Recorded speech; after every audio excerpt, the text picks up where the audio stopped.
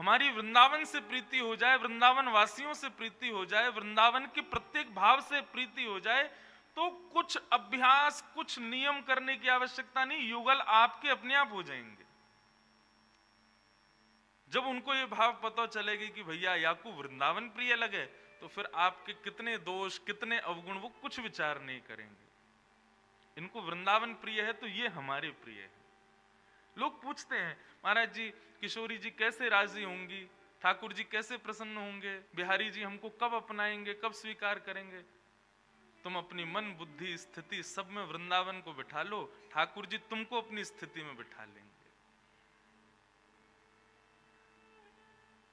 नित्य श्याम सुंदर और किशोरी जी ये भी स्मरण करते हैं, ये भी ध्यान करते हैं। किनका? जो वृंदावन को स्मरण करते हैं, जो वृंदावन से प्रीति करते हैं। वृंदावन साधारण नहीं है बंधु। हमारी किशोरी जी और ठाकुर जी का अत्यंत प्रिय रमण भाव है श्री वृंदावन। वृंदावन आप यदि अन्य किसी भाव से जा रहे हो तो वहां बहुत बड़े सुख से वंचित हो रहे हो। वृंदावन में तो श्री किशोरी जी और ठाकुर जी वे दोनों और सुखी हों, इस भाव से जाओ।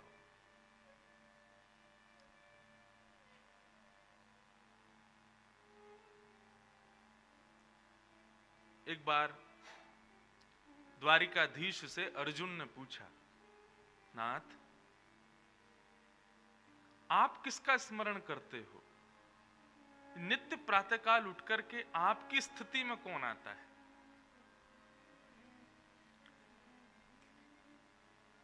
ठाकुर जी बोले, हमको वृंदावन की बड़ी स्मृति होती है। मैं अपनी कथा में एक बात बड़ी सहजता से कह देता हूं कि ठाकुर जी को नाम लोगे तो ठाकुर जी कृपा करेंगे, किशोरी जी को नाम लोगे तो किशोरी जी कृपा करेंगी, ललिता विशाखा सखीन के नाम लोगे तो वे कृपा करेंगी, लेकिन अगर आप वृंदावन को प्रणाम करोगे तो सब कृपा करेंगे। क्योंकि वृंदावन नाम उच्चारण करते ही वृंदावन में जो हैं सबका स्मरण हो जाता है। वृंदावन वृंदावन वृंदावन। मैं तो कभी कभी कोई पूछता, महाराज जी कोई मंत्र बताओ हमको, हम कहेगा जप करें। मैंने कि सुनो, तुम वृंदावन वृंदावन वृंदावन वृंदावन वृंदावन यही जपते रहा करो, इसी मात्र से कल्याण हो जाएगा। किशोरी जी, ठाकुर जी, संत जन, यमुना जी सब कृपा करेंगे आप पे। तो ठाकुर जी कहते हैं कि अर्जुन हम वृंदावन को स्मरण करते हैं। अर्जुन बोले, आप द्वारिका में रहते हो, हस्तिनापुर में आप हमारे यहां भी पधारते हो, इतनी जगह लीलाएं आपने की, सबको स्मरण नहीं करते? वृंदावन में ऐसा क्या है जो आप उसको स्मरण करते? अब भगवान बोले, इसको कहां बताऊं मैं कि श्री किशोरी जी ने उसका निर्माण किया, आदि आदि ये सब बातें सुनने लायक अर्जुन है तो है नहीं। हाँ, एक बात और कहें, ये रस के भाव, ये प्रीति के भाव सबको भी नहीं बताने चाहिए। जो अधिकारी हो उन्हीं को ही बताने चाहिए। पहले ठोक पीट के देख लिया करो, सामने वाला अधिकारी लगे तो कहो। इसलिए नागपुर के इस क्रम के अलावा मेरा इस रस में और कहीं प्रवेश में करता नहीं हूं। आप अन्य कथाएं सुनेंगे तो वहां तो कथा होती है और आप कहेंगे तो वो विशेष नहीं, वो बहुत विशेष है। वो अधिकार देती है ना बाकी श्रोताओं को इस रस में आने का, इसलिए वो जरूरी है। जिस प्रकार रत्न का खुलासा नहीं किया जाता कि हमारे घर में कहां रखा है, यदि आप खुलासा कर दोगे तो क्या होगा? चोरों के कान खड़े हो जाएंगे और वो दिन दूर नहीं होगा कि वो रत्न एक दिन चोरी हो जाएगा। ऐसे ही ये ठाकुर जी के प्रिय भाव, श्री श्यामा जी के प्रिय भाव, श्री वृंदावन का प्रेम, ये रत्न है, इसको छुपा के रखो भैया।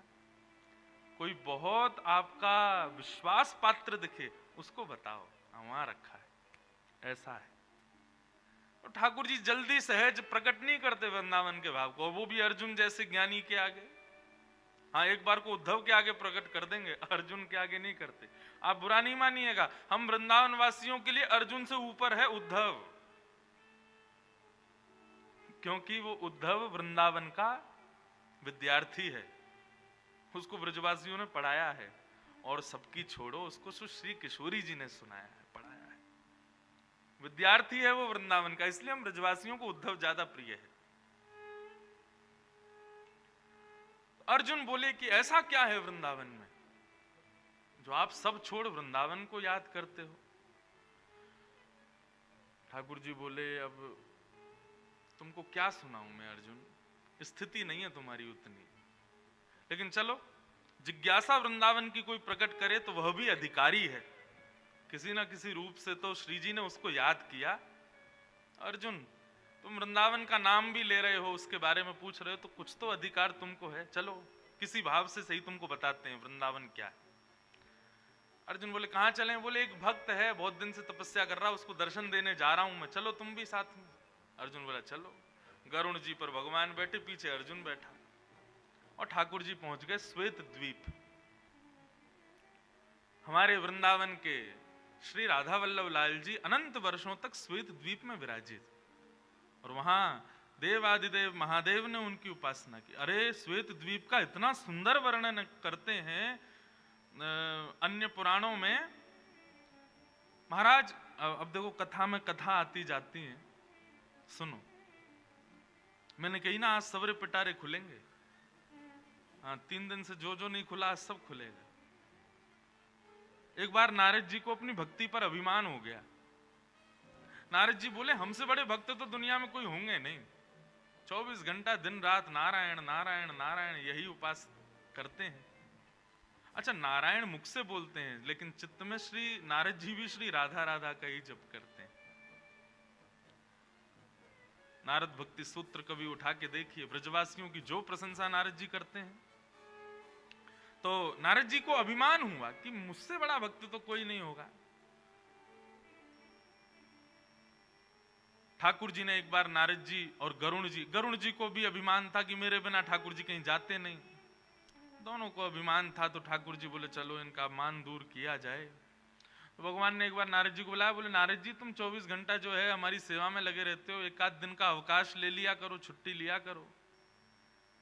नारद जी बोले क्या करें बताओ, छुट्टी में कहां जाएं?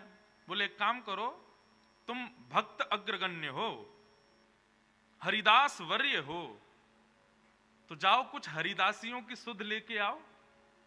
तुम हरिदासों में सर्वश्रेष्ठ हो, तो जो बेचारे छोटे मोटे हरिदास हैं उनको मिले आओ, थोड़ा देखे आओ उनको जाके। नारद जी बोले जो आज्ञा। कहां जाएं बताओ?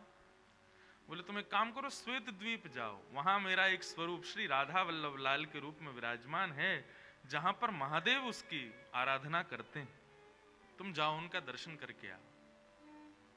नारद जी बोले ठीक है। अब गरुण जी पर बैठ करके नारद जी पहुंचे श्वेत द्वीप। तब श्वेत द्वीप में देखा लाखों करोड़ों वैष्णव खड़े हैं, और सामने त्रिभंग लली श्री राधा वल्लभ लाल विराज रहे हैं, और देवादिदेव महादेव उनकी आरती कर रहे हैं। पार्वती जी घंटे घड़ियाल बजा रही हैं, गणेश जी, कार्तिकेय जी और समस्त शिव परिवार सब वहां आराधन में लगा है, राधा वल्लभ लाल जी की सेवा चल रही है, और लाखों भक्त उनका दर्शन कर रहे हैं। सबसे पीछे खड़े नारद जी और गरुण जी दर्शन करने लगे। जैसे ही आरती पूर्ण हुई, विश्राम आरती होते ही शंकर जी ने जल से आरती का प्रोक्षण किया, सब में जल लुटाया, सब वैष्णव भुजा उठा के राधा वल्लभ लाल जी की जय जयकार करने लगे। इतने में ही शंकर जी ने जैसे ही पर्दा किया राधा वल्लभ जी के आगे, पर्दा करते ही लाखों असंख्य भक्त जो वहां दर्शन कर रहे थे सब मूर्छित हो गए। पर्दा होते ही मूर्छा हो गई। नारद जी चारों तरफ देखें, बोले ये क्या हुआ? वो भैया गरुण, ये कहा भयो ये सब एक संग मूर्छित कैसे है गए? और अगर यहां की रीति मूर्छित होना है तो हम क्यों खड़े हैं?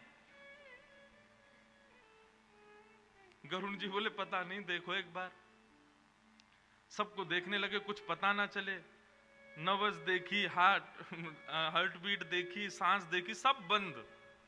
मूर्छित नहीं थे, सब मृतक हो गए। नारद जी को विचार में नहीं आ रहा ये हुआ क्या। थोड़ी देर बाद महादेव पुनः पधारे, और पुनः पधार करके जैसे ही कपाट खोले, कपाट खोलते ही सब पुनर्जीवित हो गए और उठ करके श्री राधा वल्लभ लाल की जय जय जयकार करने लगे, प्रणाम करने लगे। नारद जी बोले ये समझ में नहीं आया हुआ क्या? महादेव से एकांत में जाकर प्रणाम करके कहा, भगवान ये इस भाव का थोड़ा उद्घाटन कीजिए, ये हुआ क्या? तो महादेव बोले, जैसे संसार के लोगों के प्राण अन्न में बसते हैं, ऐसे श्वेतद्वीप के भक्तों के प्राण श्री राधा वल्लभ लाल जी में बसते हैं। जब तक लाल जी दिख रहे हैं तब तक सब जीवित हैं। लाल जी के दर्शन अनोसर होते ही इतना वियोग होता है कि सब प्राण त्याग देते हैं। नारद जी महाराज ने गरुण जी को देखा, बोले हम नारायण से दूर रहकर के भी जीवित हैं, इसका मतलब हमारी भक्ति की वो पराकाष्ठा नहीं। श्वेत द्वीप के भक्तों की चरण रज डिबिया में भर के ले गए। नारद जी रोज तिलक लगाते हैं उसी से, कि हम में भी थोड़ी ऐसी भक्ति आवे। तो श्वेत द्वीप अद्भुत है। तो भगवान अर्जुन को लेकर श्वेत द्वीप पहुंचे। श्वेत द्वीप में चंद्रमा के समान चमक रहा एक विशाल पर्वत दिखाई देता है। अर्जुन बोले, भगवान ये देखो कितना प्यारा पर्वत है, मैंने बहुत पर्वत देखे हैं लेकिन ऐसा नहीं देखा। ठाकुर जी बोले, देखा कैसे चंद्रमा की तरह चमक रहा है ना? बोले हाँ। चलो इसमें समीप चलते हैं। पर्वत पर समीप गए, तभी ऊपर शिखर पर एक महात्मा बैठे तपस्या कर रहे थे। ठाकुर जी बोले, इन्हीं को दर्शन देना है, चलो। ऊपर पहुंचे, ठाकुर जी जाकर के खड़े हो गए। महात्मा तपस्या में बैठे थे, ध्यान में बैठे थे। भगवान ने इतने ही अपने चतुर्भुज रूप को दो भुज रूप में प्रकट किया और त्रिभंग लली बनकर के वेणु वाद्य करने लगे। अर्जुन बोले, क्या कर रहे हो नाथ? बोले, इनके चित्त में हमारी यही छवि बैठी है, इसलिए इनको इसी छवि से दर्शन दे रहे हैं। और ठाकुर जी वेणु वाद्य करने लगे। जैसे ही वेणु बजाई, ठाकुर जी ने महात्मा का रोम रोम पुलकित हो गया। नेत्र खोल करके देखा, त्रिभंग लली श्याम सुंदर सामने खड़े हैं। दंडवत प्रणाम किया, नतमस्तक हो गए। प्रणाम करके ठाकुर जी के सन्मुख बैठे और जिज्ञासा प्रकट की। बोले, नाथ बहुत अभिलाषा थी कि आपका दर्शन हो, परंतु अभिलाषा यह भी थी संग में किशोरी जी आवे। ये आप किस बावड़े को ले आए हो संग में? किशोरी जी आनी चाहिए। तो बोले, बावड़ा नहीं भैया, हमारा सखा है, हमारा भैया है, अर्जुन है। बोले, अच्छा ये अर्जुन है? बोले जी। अर्जुन बोले, महात्मा आपकी तपस्या कब से चल रही है? और ये पर्वत इतना सुंदर, बिल्कुल चंद्रमा की तरह चमक रहा है, इस पर्वत का नाम क्या है? महात्मा मुस्कुराने लगे और मुस्कुरा करके बोले, अर्जुन तुम जिस पर्वत पर बैठे हो ये पर्वत नहीं है। तो क्या है ये? बोले, ये हमारा ही देह है। हर बार हम तप करते हैं और तप करके अपने प्राणों का त्याग कर देते हैं, तो हमारी अस्थियां ही इस पर्वत के रूप में निर्मित होती चली गई हैं। यहां की जड़ से लेकर चोटी तक ये जो कुछ भी तुमको दिख रहा है, ये सब हमारे अनंत देह हैं।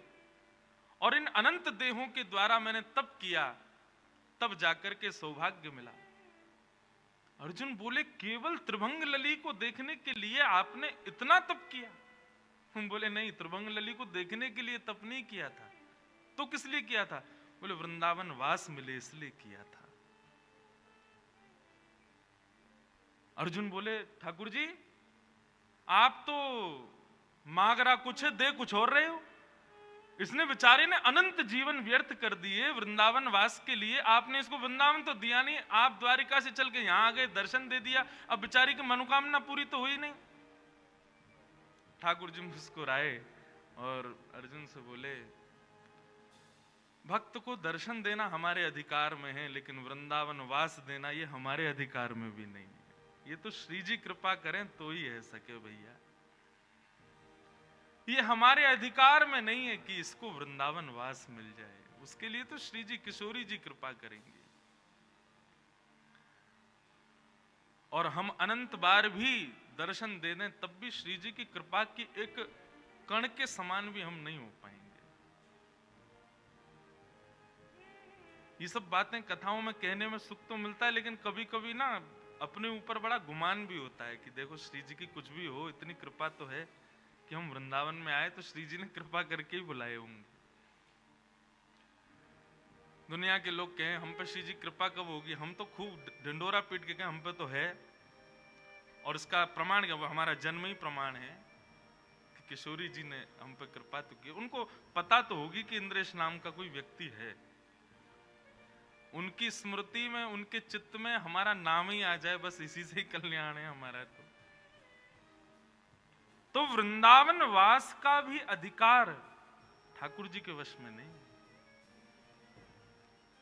आप लोग कहेंगे ये ऊंची ऊंची बातें आप सब ब्रजवासी किशोरी जी की महिमा मंडन के लिए करते हैं, ऐसी बात नहीं है। पद्म पुराण उठा करके पढ़िए, ब्रह्म वैवर्त पुराण उठा करके पढ़िए, गर्गाचार्य जी द्वारा कृत श्री गर्ग संहिता को पढ़िए, आपको पता चलेगा कि श्री जी की अनुकंपा कृपा जितनी हम बता रहे हैं वह भी सूक्ष्म है, उससे भी अनंत गुना ज्यादा है।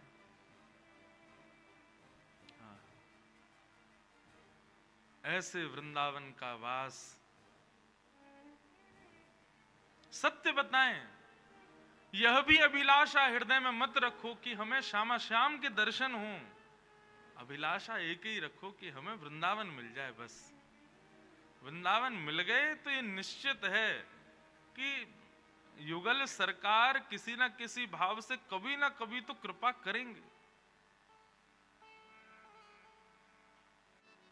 हे श्यामा जी,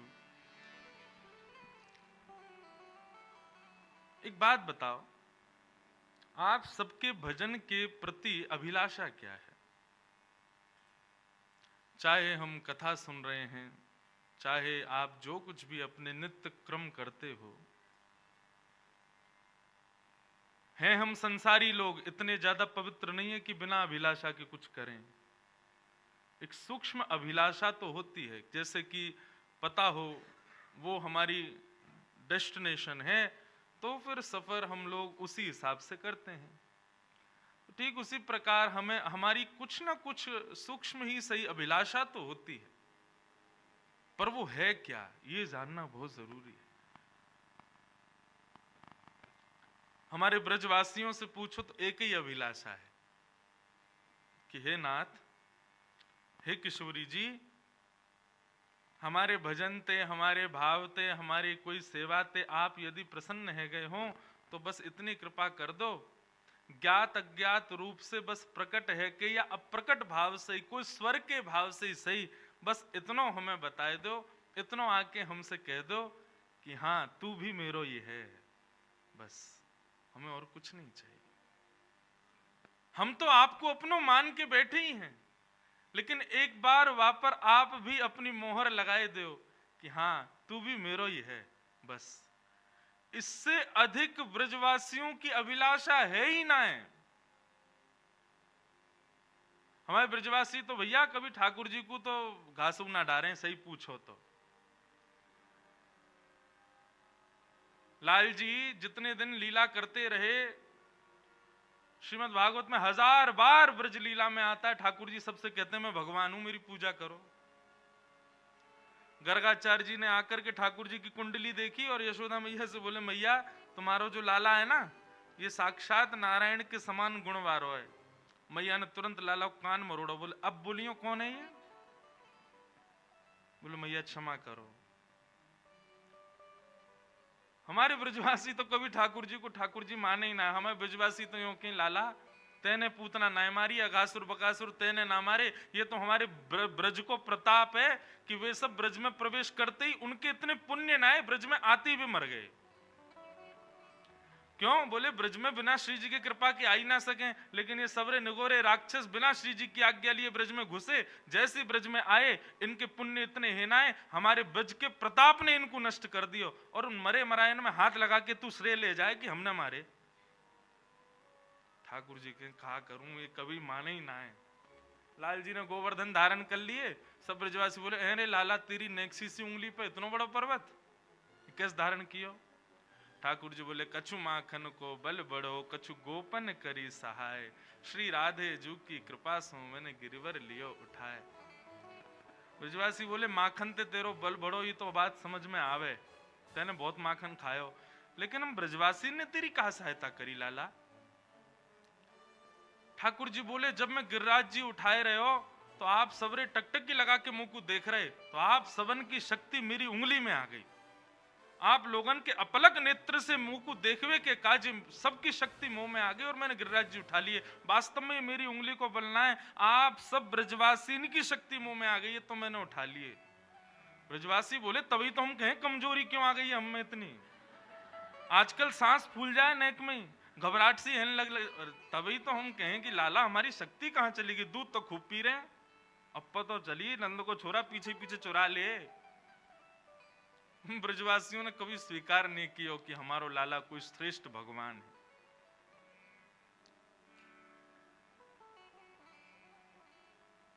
हम तो बस इतनी चाह रखें लाला बस हमसे यूं बता दे कि हाँ जैसे हम तो से प्रेम करें तू भी हमको स्वीकार करे। ठाकुर जी ने आपको स्वीकार किया, इसका प्रमाण क्या है? तो हमारे अष्ट सखा गाते हैं, गिरधर जब अपनों करी जानो, बहुत सुंदर पद है। अष्ट सखा कहते हैं, बोले लाल जी ने किशोरी जी ने आपको स्वीकार किया, इसका प्रमाण क्या है आपके पास? बोले ताको मन भक्तन की सेवा,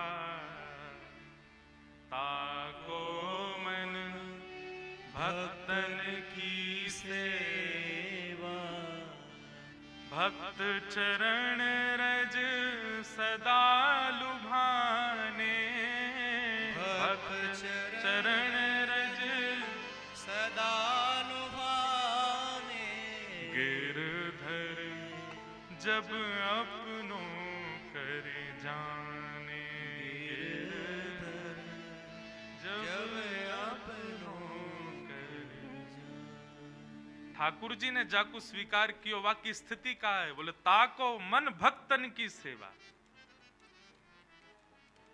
क्षमा करियो श्यामा श्याम की सेवा, लाडली लाल की सेवा, ये तो सब अपनी स्थिति में है ही है। कई लोगों को मैंने ऐसे देखो, क्षमा करियो यदि ऐसे लोग कथा सुन रहे हो, बुरा मत मानियो, ठाकुर जी की सेवा में खूब आनंद कर रहे हैं, ठाकुर जी की सेवा में खूब प्रवृत्त हैं, श्री प्रियालाल जी को खूब लड़ा रहे हैं लाड, लेकिन कोई भक्त आ जाए, कोई वैष्णव आ जाए, कोई ब्रजवासी आ जाए, सो वाको तो केवल हाँ दूर से ही प्रणाम करके बैठा दियो, बाकी बात पूछो नहीं रे भैया तेने कुछ खायो कि नहीं, कोई दिक्कत तो नहीं है।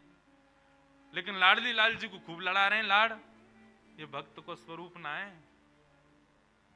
भक्त को स्वरूप तो कैसो, लाडली लाल जी के संग आनंद कर रहे हो, इतने में ही देखो कोई वैष्णव आयो, पुष्प बरसान लगो, जय हो लाडली लाल जी, देखो आपको कोई प्रेमी आया हो, वाको दंडवत प्रणाम करे, बिठावे, अपने हाथन से पवावे, गले लगावे।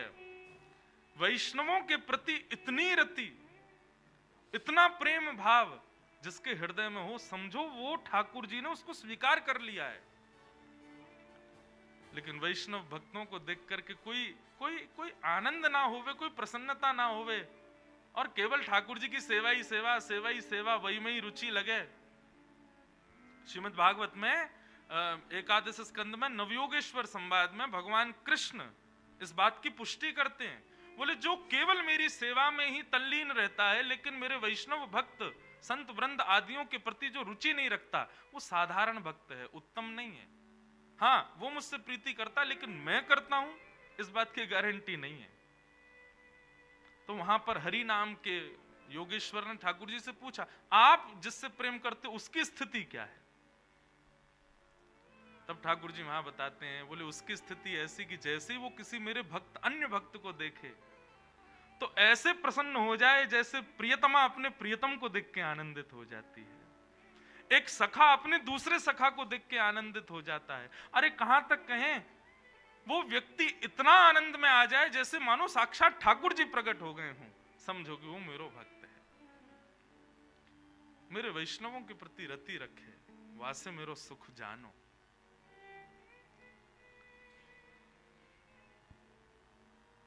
हम सबकी स्थिति है, हम सब ठाकुर जी से प्रेम करें, लेकिन ठाकुर जी भी हमसे प्रेम करें, ऐसा निर्माण अपनो करो। हम सब्जी मधुर क्यों बनाते हैं? ताकि घर के सब लोग उसको पाएं। हम सब भी सब्जी के भांति हैं, अपना निर्माण ऐसा करो कि ठाकुर जी भी आपको भोग लगावें। लेकिन छल कपट ईर्ष्या द्वेष अभिनिवेश अहंता ममता आदि ना जाने क्या क्या हम अपने भीतर डाल लेते हैं। ये सारे गर्म मसाले हैं जिनसे ठाकुर जी को मिर्च लगती है, फिर ठाकुर जी उसको स्वीकार नहीं करते।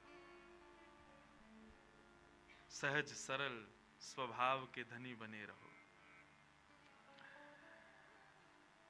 तो सब अधिकार की बातें आज हुई हैं, कुछ लीला में प्रवेश करें।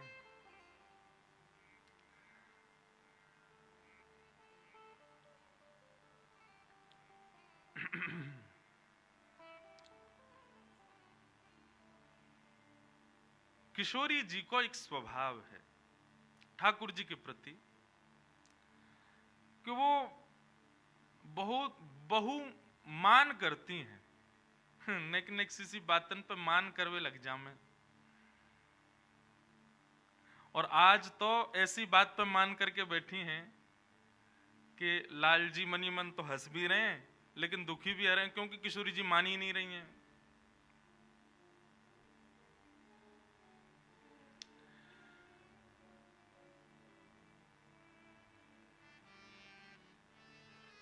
हाँ, श्री विठल विपुल विनोद जी को पद है, किशोरी जी मान कर रही हैं, रूठ के बैठी हैं ठाकुर जी से।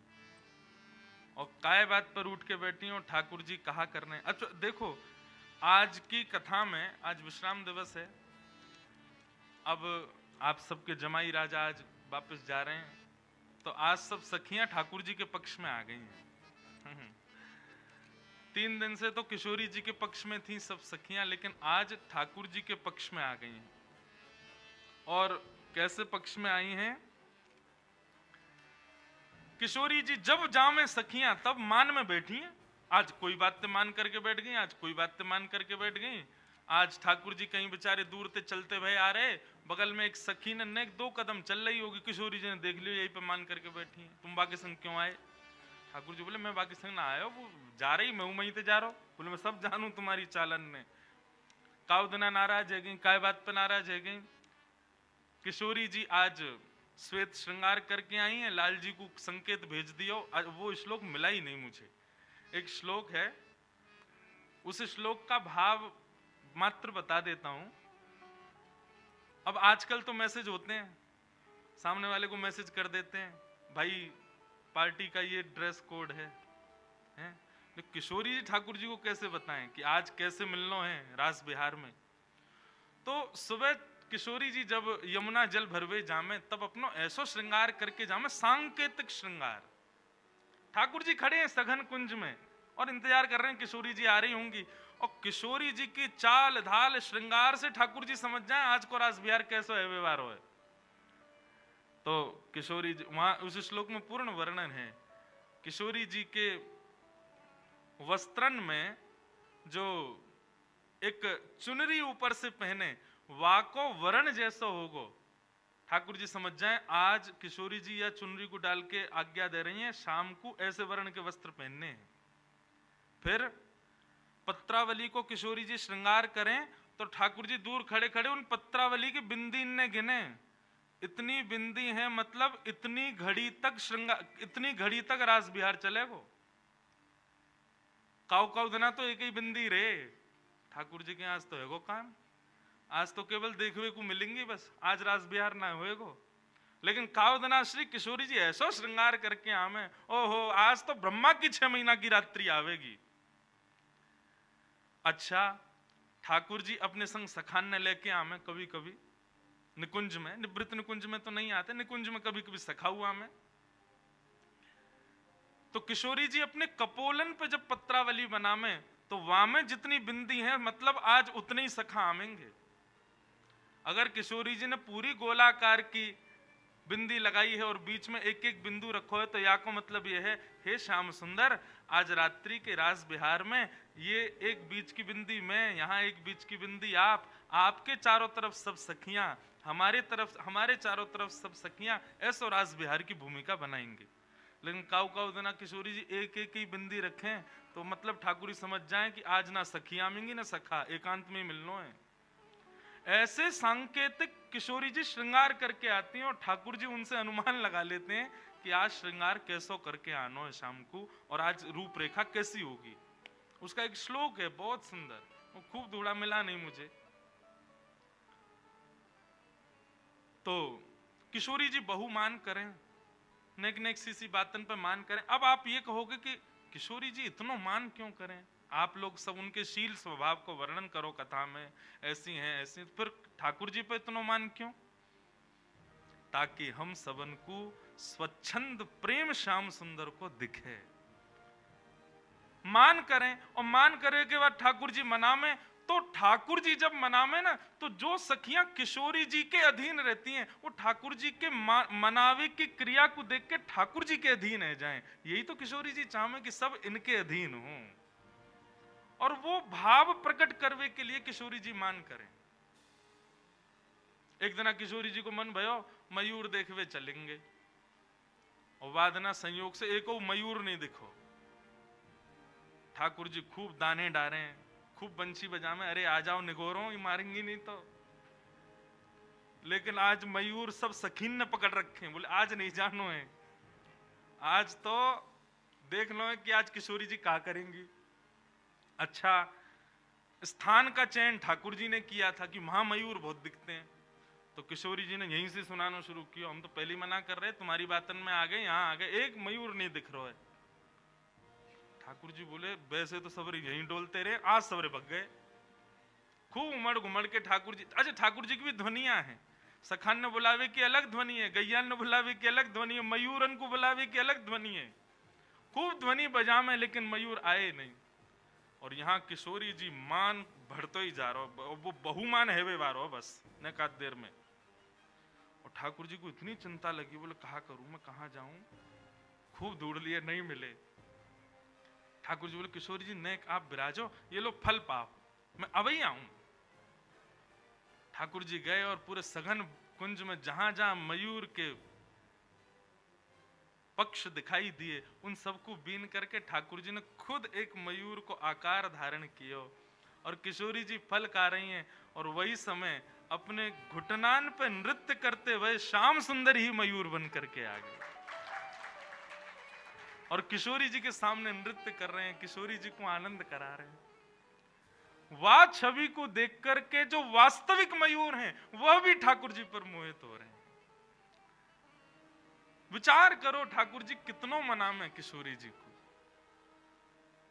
और ये मान मनावे की ये पूरी लीला को केवल एक ही भाव है कि रसिक जन हमारे प्रियतम के प्रति और आसक्त है जाए। किशोरी जी यही भाव से हैं कि सबको पकड़ के लाल जी के चरणन में लगाऊं। हमारे ब्रज में कान्हा मोर बन आयो, रासलीला में गावे, ठाकुर जी मोर बन के आ जाएं, कोक कोक के नाच के दिखावे, किशोरी जी को मनावे, आनंद करावे। तो हमारी श्यामा जी मान करें और ठाकुर जी उनको मनावे। आज जब किशोरी जी मान करके बैठी, तो आज सखियां ऋषि आ गईं, बोले इन्हें जब देखो तब मान कर लें। आज सब सखीन ने ठाकुर जी किशोरी जी चारों तरफ से घेर लें, बोली कि श्री जी बस बुरा मत मानियो, हमारे लाला गलती कम रे, आपकी ज्यादा है, आप पहले ही इतनी ज्यादा मन में भाव लेके आ जाएं, बेचारे कछु ना करें, फिर भी आप मान करके बैठो। और सब सखियां एक पद में किशोरी जी को ने सुना में, आहा कितनी बड़ी बात कह रही हैं सखियां। सखियां कह रही हैं आप हमारे लाल जी को जब समीप से देखोगे, अब क्या बताऊं यह बात, हमारे लाल जी को जो तिलक है ना, ये लाल लाल तिलक नहीं है, किशोरी जी के चरणन में महावर लगा करके ठाकुर जी उन चरणन को ही तिलक लगावे अपने माथे से। तुब पद पंकज तल रज वंदत, तुब पद पंकज तल रज, आहा तिलक बनावत भाले, तिलक बनावत भाले। एक बात सिद्ध है गई कि हमारे श्याम सुंदर तिलक काय को करें, किशोरी जी के चरणन में महावर लगा ले, वाके बाद किशोरी जी जब चल के जावे और किशोरी जी के चरणन की महावर रज से मिश्रित है कि जब छूट जाए ठाकुर जी वाको बीन के ले जाए, वही को तिलक रोज लगावे। और इतना ही नहीं, बिहारी जी के दर्शन कितने लोगों ने किए, हाथ ऊपर करो। सबने किए वृंदावन में बिहारी जी के। हमारे बिहारी जी आए दिना लहंगा फरिया में ही दिखे। हमारे बिहारी जी आए दिन आपको लहंगा में ही दिखेंगे, लहंगा पहन के ठाकुर जी खड़े हो। में श्री किशोरी जी की सखियां सब बता रही हैं, तेरे वरन वसन आभूषण, तेरे वरन वसन आभूषण, उर्धरि चंपक माले, उर्धरि चंपक। ये हमारे वृंदावन बिहारी लाल ये रोज लहंगा ऐसे ना पहने, ये किशोरी जी की प्रसादी पहने। हमारे वृंदावन में नियम है, बिहारी जी जो भी पोशाक पहनेंगे वो पहले श्री जी को धराई जाए और श्री जी की प्रसादी बना के फिर ठाकुर जी को धराई जाए। वाकू पहन के बैठे ठाकुर जी, ये हमारी श्री जी की प्रसादी है। ठाकुर जी को मुकुट हो, वस्त्र आभूषण हो, सब पहले श्री जी धारण करेंगी, वाके बाद ठाकुर जी धारण करें, वाको प्रसादी बना करके पहने। या हमारे बिहारी जी अधिकतर लहंगा में ही दिखाई दें। श्री विठ्ठल विपुल विनोद करहु मिल, विठ्ठल विपुल विनोद करहु, श्री विठ्ठल विपुल विनोद करहु मिल, विठ्ठल विनोद करहु, भुज भरी बाहु विशाले, भुज भर बाहु विशाले, निरखो नव रंग लाले प्यारी नेक, निरखो नव रंग लाले, निरखो नव रंग लाले प्यारी नेक, निरखो नव रंग लाले, निरखो नव रंग लाल प्यारी नेक, निरखो नव रंग लाल, निरखो नव रंग लाल प्यारी नेक, निरखो नव रंग लाल। सब सखियां समझा रही हैं। अब दो पद हमने एक संगे गा दिए और दोनों ही विठ्ठल विपुल जी के क्रम से ही थे। सखियां सब किशोरी जी को समझा रही हैं, हे श्यामाजू बुरा मत मानियो, गलती आपकी, आप भी नेक नेक सी बातन पे बेचारे लाला पे इतनो रोष करें, इतनो बहुमान करें। लालन तेरे ही आधीन, वो सदा आपके ही अधीन रहते हैं। सुनरी सखी हो सांच कहत हूं, तू जल है ये मीन। आप जल के समान हो, ये मछली के समान है। जैसे बिन जल मछली ना रह सके, ऐसे आपके बिना ना रह सके। क्यों? देखो त्रिभुवन नायक हैं, इनको किसी के अधीन होने की आवश्यकता नहीं है, लेकिन सदा आपके अधीन बैठे रहते हैं। तेरे रस बस श्याम सुंदर वर, जाचत है ज्यों दीन। आपके रस के वर्धन के लिए श्याम सुंदर जो कि जगन्नाथ हैं, वो देखो कैसे दिखाई दे रहे हैं, जैसे मानो कोई दीनहीन सब बैठो हो, बेचारो कोई गरीब बैठो हो, कछु याचना कर रहा हो कि दे जाओ भैया ने। श्री विठ्ठल विपुल विनोद बिहारी होत मनावत लीन। आपको मनाते मनाते मनाने में ही लीन रहते हैं। ऐसे बिहारी जी पे है किशोरी जी, उन्हें दया करो, उन्हें कृपा करो। फिर एक पद स्वामी श्री हरदास जी भी कहते हैं इसी भाव में, तेरो मग जो वैत लाल बिहारी, तेरो मग जो वैत लाल। गाओ, ये सब रसिक जनन के पद हैं भैया। भजन सुन के मानव नृत्य करे, लेकिन इन पदन को सुन के श्यामा श्याम नृत्य करें। इन पदन को साधारण शब्द मत समझियो, ये सब वेदन के सार हैं, और वेदन में भी जो बात नहीं है वो इन पदन में विद्यमान है। तेरो मग जो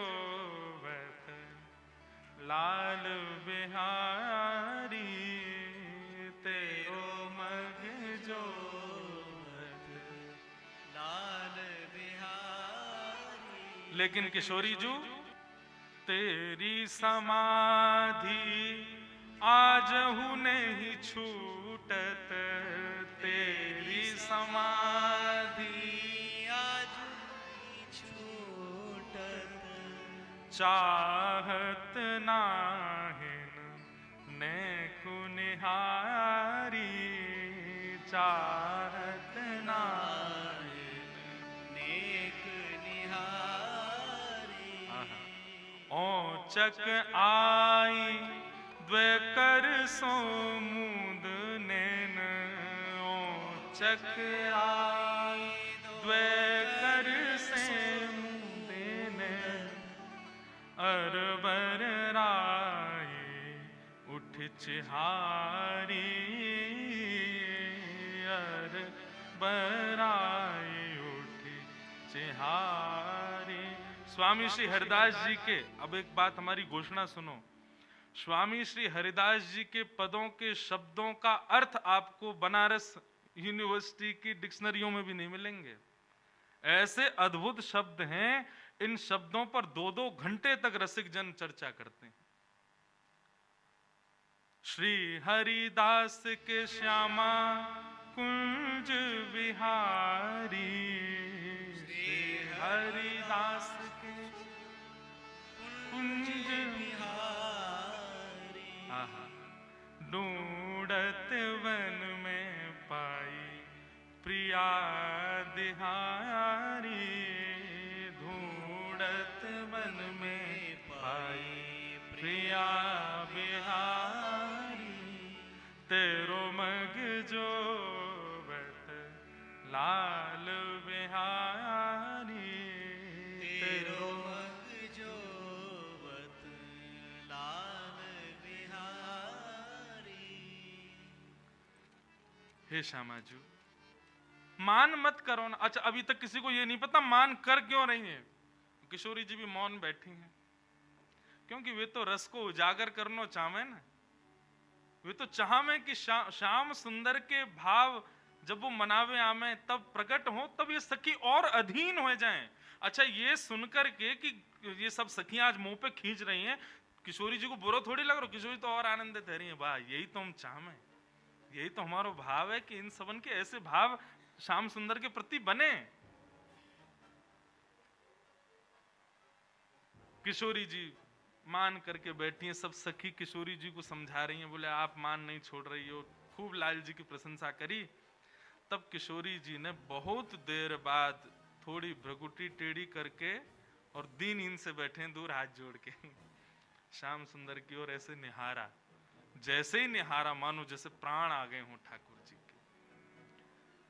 अब तक ठाकुर जी की भी ऐसी स्थिति नहीं कि जाके कुछ चर्चा कर लें। हाँ महाराज, इतनी कहां सामर्थ। जैसे दृष्टि करी ना, तब ठाकुर जी सारे बोले मैं कुछ कहूं। किशोरी जी ने आज्ञा की, आओ विराजो। ठाकुर जी गए और जाकर के चरणों में सर झुका करके प्रणाम करते हैं। और अब ठाकुर जी बड़े संकोच से पूछ रहे हैं कि मान क्यों कर रही हो।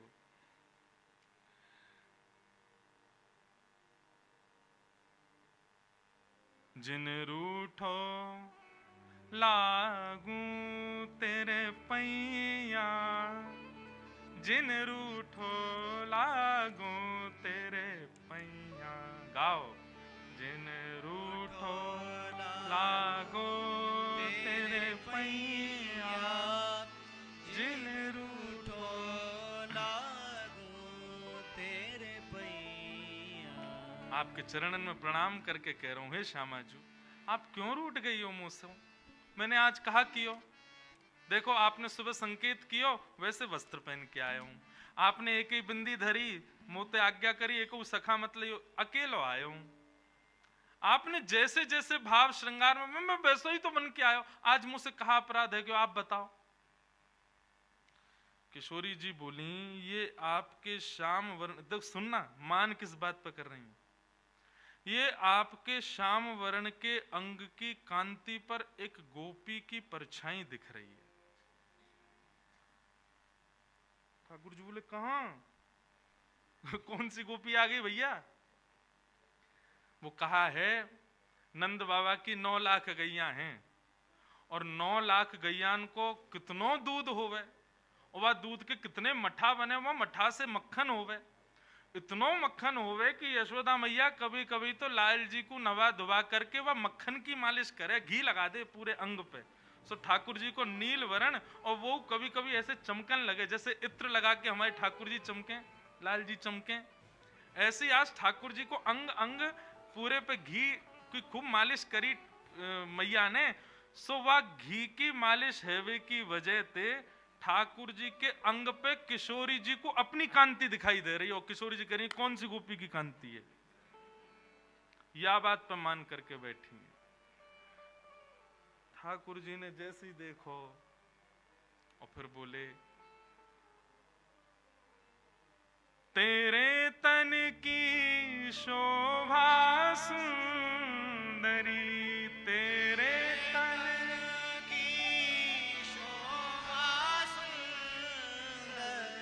तेरे तन की शोभा सुंदरी, तेरे तन की शोभा सुंदरी, मेरे उर लागत है झैया, मेरे उर लागत है झैया। हे किशोरी जी, कीर्ति मैया वृषभानु जी ने बड़ी तपस्या करके आपको पायो, जो आप ऐसी गौर वर्णा भई हो।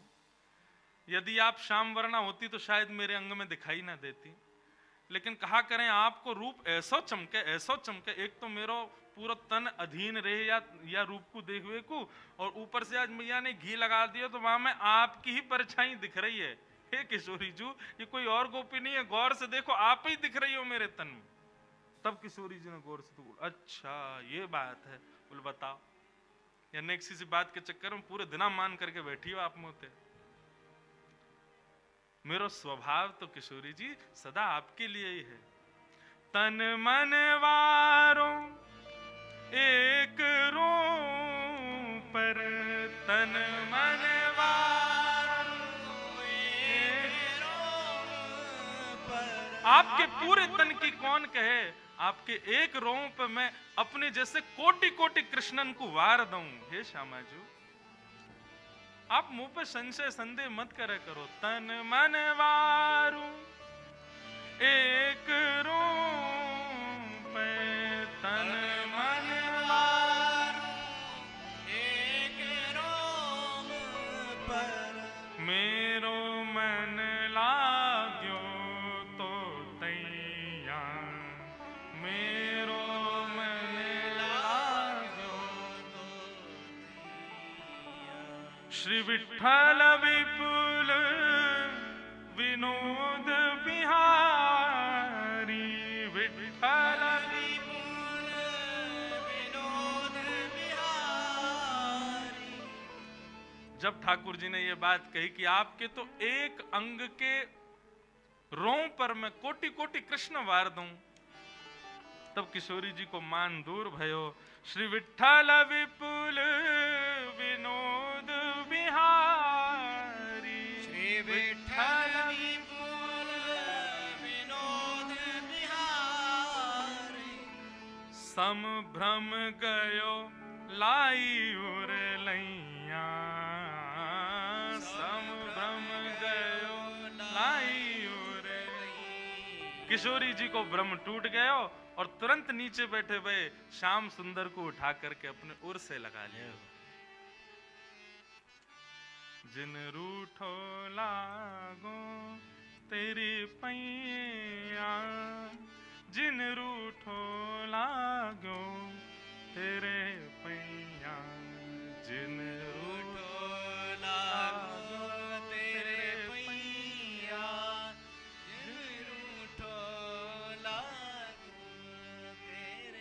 श्री राधा बिहारी सरकार की जय। श्री युगल बिहारी लाल की जय। बल वृषभानु के जमाई की जय। कौन जीतो? कौन जीतो आज के मान लीला में? हमारा लाला जीत गो।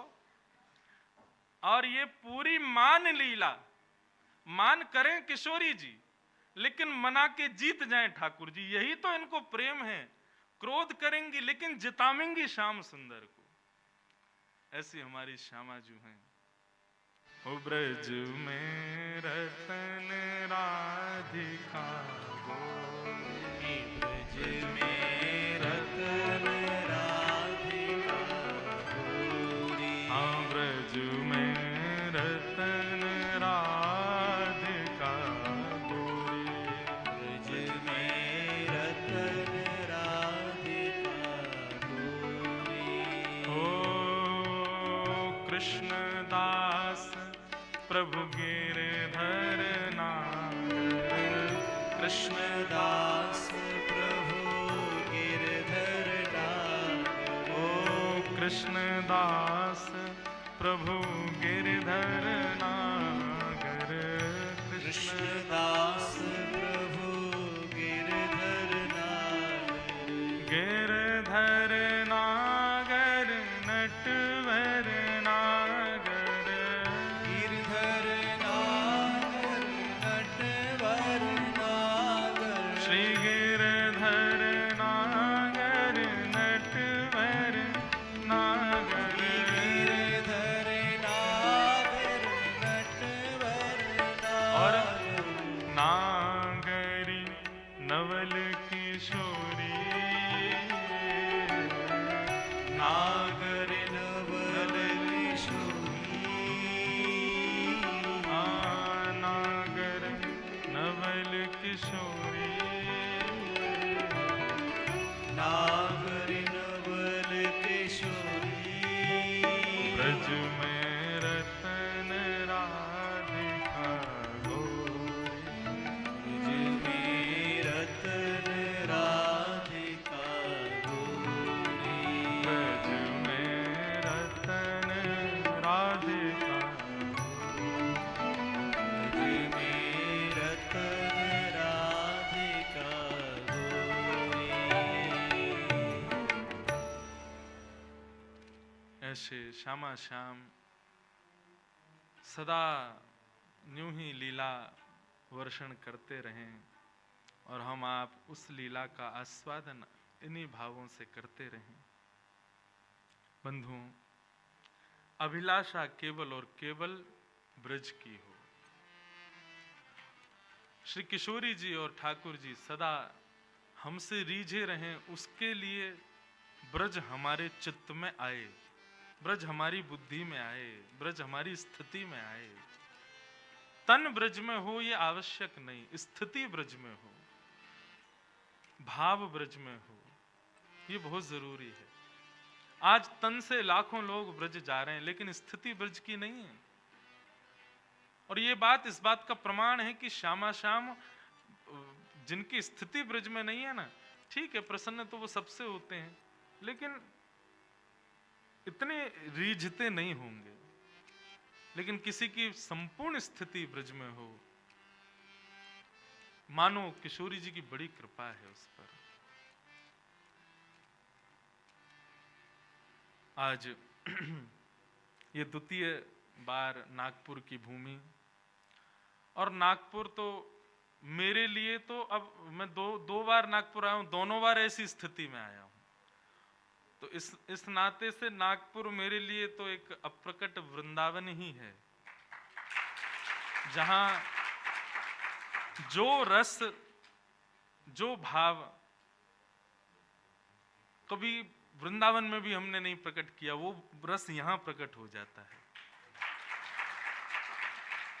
और इसमें पूर्ण श्रेय ढांडनिया परिवार के जो पूर्वाचार्य थे, जो पूर्व आपके परिवार के सब वरिष्ठ जन थे, जिन्होंने खूब श्री जी को लाड़ लड़ाया, उन सबकी कृपा है कि यहाँ श्री किशोरी जी नित्य विहार कर रही हैं। क्योंकि हमारे वृंदावन में तो राधा शब्द ही वो उच्चारण ही नहीं कर सकता कोई मानव। किशोरी जी ठाकुर जी की कृपा से ही हम यहाँ इतने गूढ़ रसों को प्रकट कर दे रहे हैं। ये भाव वो भाव हैं जिनको वृंदावन में कोई कहे तो रसिक जन मौन कहते हैं, बोले चुप रहो, ये अपने अंदर ही रखो, इसको सब जगह उजागर मत करो। ऐसे ऐसे भाव क्यों? सामान्य संसार के लोग इसके अधिकारी अनधिकारी ही हैं। हम लोग सामान्य संसार में रहते हैं, कुछ भी खाते हैं पीते हैं रहते हैं, ना हमारा आचरण शुद्ध, ना हमारी बुद्धि शुद्ध, ना हमारा व्यवहार शुद्ध, और हम इस निष्काम प्रेम शुद्ध लीला को श्रवण करें और ये हमारे चित्त में आ जाए, हो ही नहीं सकता। परम पवित्र परम शुद्ध ठाकुर जी की परम लीला।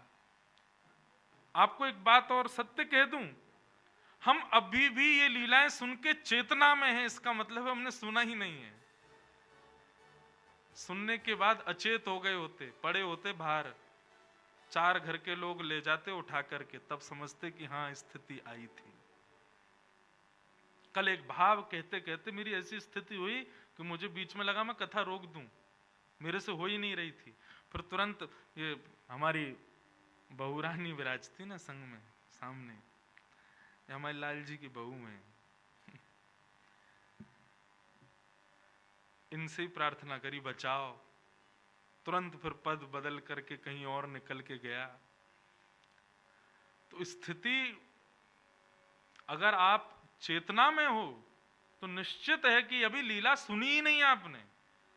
लीला सुनी होती, अच्छा लीला सुनने का विषय नहीं है, सुनने का विषय थोड़ी है लीला। हमारे यहाँ ये जो रसिक जन संत आदि जिनके पद हम गा रहे हैं, श्री विठल विपुल बिहारी देव जी, श्री भगवत रसिक जी आदि सब अष्ट सखाओं के ये सब पद गाते हैं। ये पद जब गाए जाते हैं ना, तो जो सुनने वाले आचार्य होते हैं वो तन से कहीं भी बैठे हों, उनकी स्थिति वहां पहुंच जाती, वो खुद उस लीला में प्रवेश कर जाते हैं। चेतना फिर कहां रहेगी? हम अभी भी चेतना में हैं, इसका मतलब लीला तो सुनी थी लेकिन प्रवेश नहीं मिला। ये कोई आनंद की बात नहीं। प्रवेश मिल गया होता तो हम यहां पर किस अवस्था में होते हमें नहीं पता। लेकिन ऐसा भी कह सकते हैं, थोड़ा मन को कहो कि ऑल इज वेल, क्योंकि कहीं दुखी नहीं हो जा, बताऊंगा प्रवेश ही नहीं मिला। किशोरी जी ठाकुर जी ने लाज रखी होगी, भाई यहाँ अचेत हो गया तो संसार के लोग पता नहीं क्या क्या बात बनाए, या हमारे अचेत अवस्था से वही बचा के रखे कि कहीं इसको अचेतना ना हो जाए। बाकी लीला में तो हम सब घूम घाम के आए हैं, खूब आनंद करके आए हैं, हम सब इस लीला में कहीं ना कहीं अधिकार रूप से पहुंचे ही हैं। तो ये मधुर लीलाएं, इनका कोई अंत नहीं है। और सत्य बताएं तो संसार के लोगों के लिए लीलाएं हैं भी नहीं। ये तो सब श्री श्यामाजू ठाकुर जी के नित्य विहार में तल्लीन रहने वाले, उसी भाव साम्राज्य में रहने वाले उन रसिक जनों के लिए ये सब भाव हैं। इस मंगल भाव को विश्राम करते वक्त हम किशोरी जी से, ठाकुर जी से हाथ जोड़ के क्षमा मांगें। हे श्याम सुंदर, हे श्यामाजू, यदि आपके किसी भी इस अंतरंग भाव का हमने यहाँ पर उन्मूलन किया, लेकिन उसका भाव यदि कुछ अनुचित रहा हो तो आप क्षमा करिए। आप सदा हम पर कृपा बनाए रखो, बस यही हमारी प्रार्थना है। आप सदा राजी रहो, सदा रीझे रहो, बस यही हृदय की विशेष इच्छा है। ढांडनिया परिवार और समस्त आप सब नागपुर वासियों को एक ब्रजवासी की ओर से बहुत बहुत जय श्री राधे, जय श्री कृष्ण। ब्रजमंडल आप पर खूब कृपा करे, हमारी किशोरी जो सदा प्रसन्न रहें, बस यही भाव।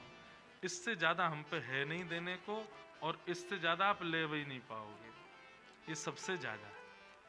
यहाँ जितने वैष्णव जन पधारे सबको हमारा बहुत बहुत प्रणाम।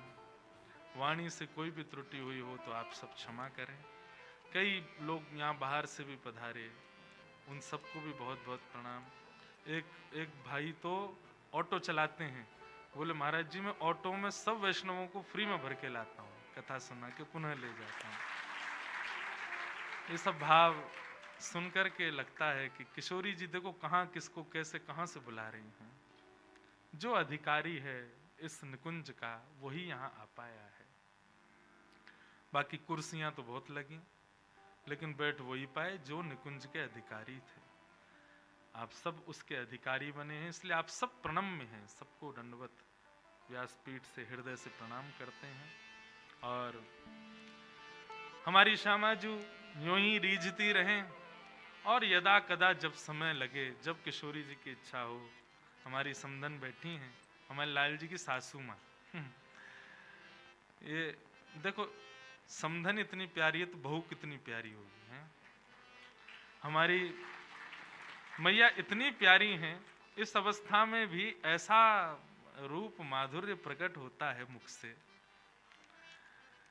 वृद्धावस्था आ जाती है ना, तो अधिकतर वृद्धावस्था में उनके कुछ आचार विचार कुछ भिन्न ही दिखाई देते, परंतु आपके अब भी इतने शुद्ध पवित्र, ये सब श्री जी की कृपा है। तो श्री जी कृपा करेंगी और हमारे लाल जी की इच्छा होगी। इच्छा तो इनकी बनी रहे, ससुराल प्यार भई जब से, रूप कुटुंब भय तब से। तो हमारे लाल जी की तो ससुराल है नागपुर। कथा करवे आएंगे, कथा करवे नहीं भी आएंगे तो ऐसी डोलवे आ जाएंगे, मेहमान नवाजी करवावे आ जाएंगे। तो इन सब भावों को बस विराम देते हैं, किशोरी जी के चरणों में बारंबार प्रणाम करते हैं।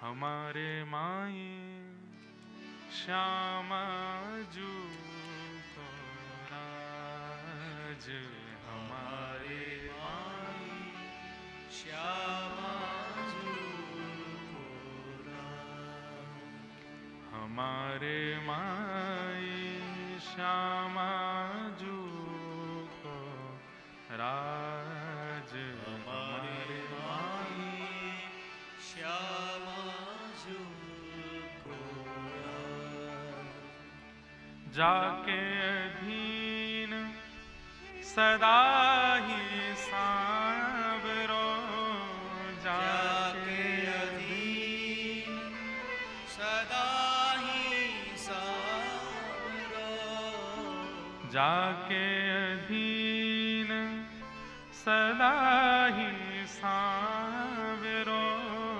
जाके अधीन सदा ही सांवरो, या ब्रज को सरताज, हमारे माई या ब्रज को सरताज, हमारे माई श्यामा जू को राज, हमारे माई श्यामा जू को राज, यह जोड़ी अविचल वृंदावन,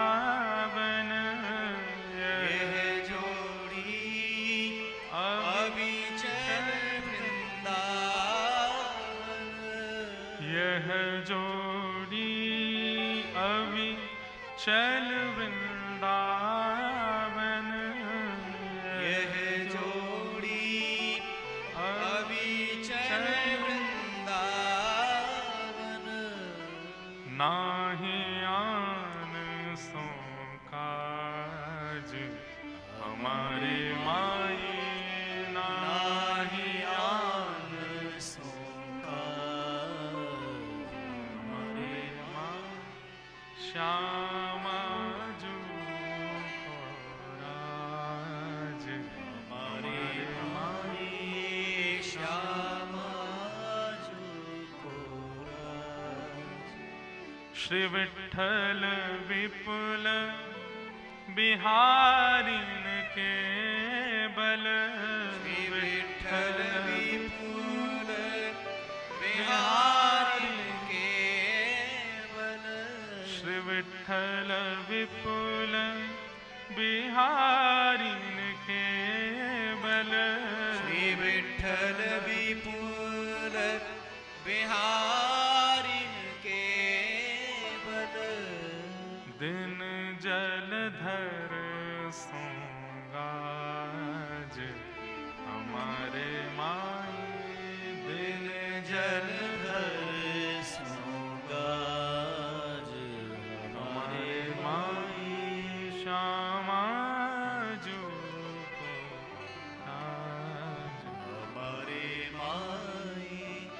श्याम